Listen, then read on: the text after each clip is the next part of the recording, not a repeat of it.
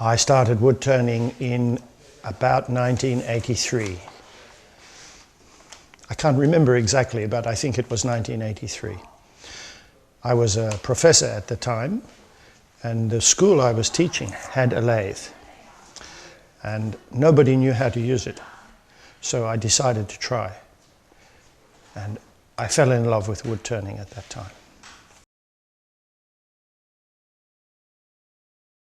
One day, after I became a wood turner, my wife said to me, "You know how to write, and you know how to turn wood. Why don't you write about wood turning?" And that was 1991. And she was right. I never thought of it. So I listened to my wife, and I wrote a story for a magazine. And in 1992, my first story was published. And I was very excited by that. In fact, I got some money for it, so I was very happy. And so I continued to write.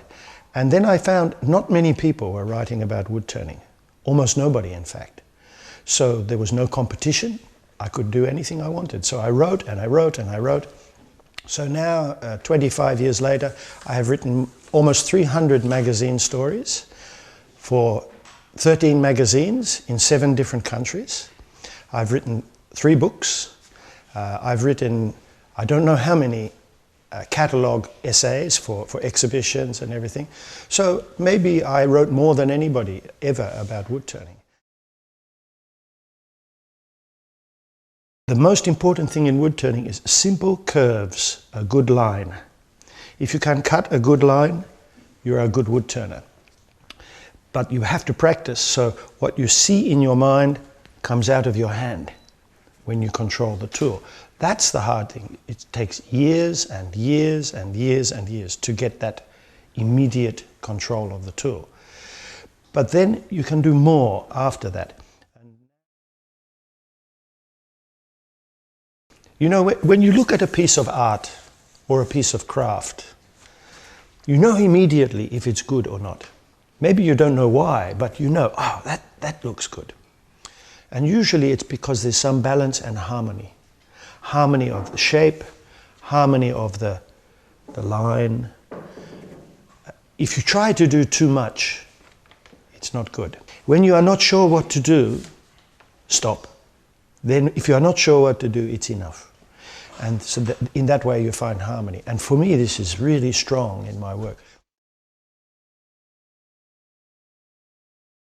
And I understand the importance of light and shadow. Without shadow there is no light. Without light there is no shadow. Yin and yang. For me that's contrast. Dark, light, rough, smooth, big, small. This is the contrast. So in my pieces that I make, always you will find some contrast. A piece of dark and a piece of light. A piece of rough and a piece of smooth together. It's contrast. So simplicity, harmony, balance. The wood is spinning on the lathe. The power comes from the lathe, not from me. The machine provides the power. So I am free to move. And if I want to make a shape like a wave, I move like a wave. And I have a wave shape. If I want to make a shape like a flower, I move like a flower. And I make a flower. So the immediate feeling is, I feel this, and it goes from me into the wood. And there it is. And it's difficult to describe. Now, if you are turning wood, you move the tool with your whole body, not just with your hands.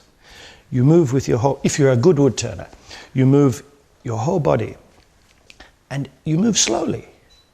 And it looks and feels like Tai Chi, I think. When the tool is sharp and it's good wood, you can hear this beautiful sound.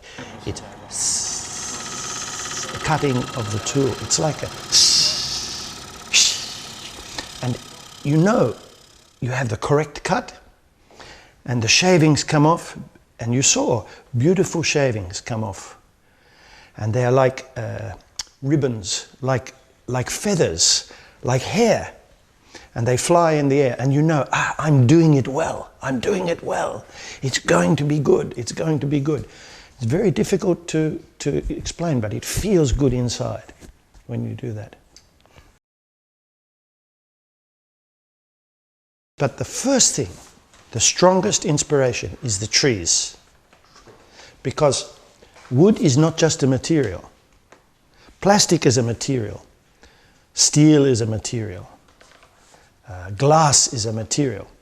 But wood is a piece of a tree. And a tree used to breathe.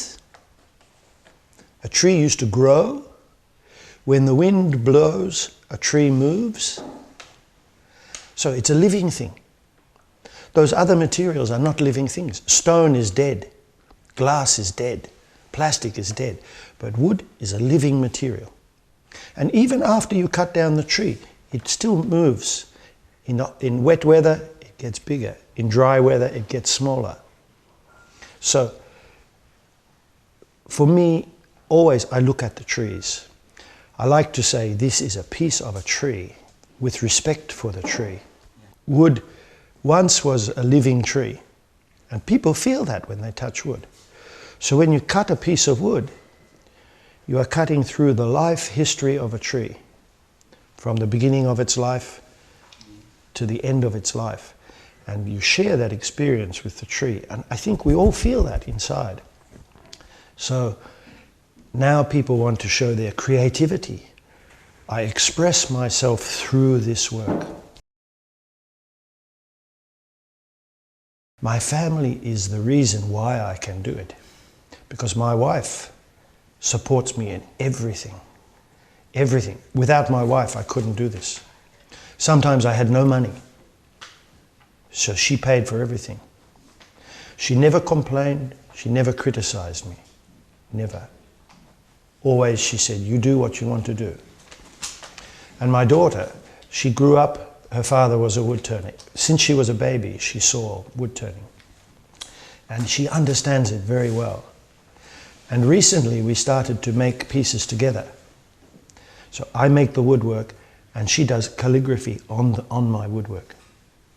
And I'm working with my own daughter, you know, so that's respect for my family.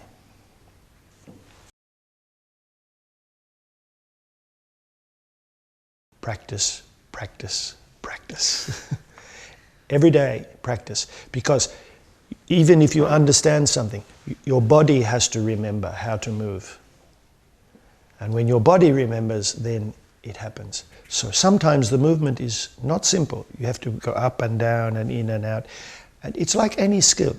If you practice, the more you practice, the better you get. So don't give up and practice, practice, practice. And enjoy. Enjoy! So thank you very much. No, thank you.